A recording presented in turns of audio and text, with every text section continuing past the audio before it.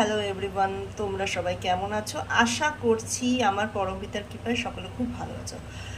দেখো, আজকে হচ্ছে মঙ্গলবার দুপুরের লাঞ্চে আমি কি রান্না করেছি। এই যে দেখতে পাচ্ছ, গরম গরম ভাত আছে, আর এটাতে দেখো ভেন্ডিগুলো ভাজা করে ফেলেছি,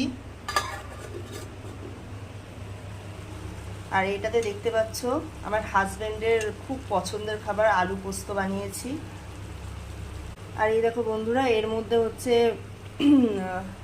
ডাল আছে, মুসুর ডাল আছে, আর 3-4 রকম সবজি দিয়ে এটাকে ভালো করে আমি প্রেশার কুক করে নিয়েছি। এটা হচ্ছে আমার ছেলে খায়, সেই জন্য করেছি। আজকে যেহেতু নিরামিষ, সেজন্য ওকে ডিম টিম দেই না, আমরা আজকে সবাই নিরামিষ খাই।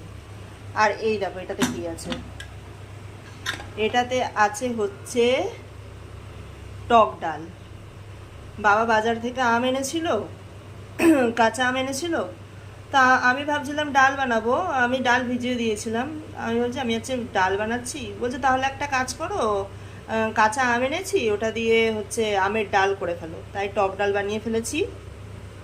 তো আমার এইটুকুই আছে আজকে, যেহেতু ছোট বাচ্চা আমি বেশি কিছু করতে পারি না। তো তোমাদের আজকে দুপুরের লাঞ্চ মেনুতে কি আছে আমাকে জানিও। চলো এখন তাহলে আসি।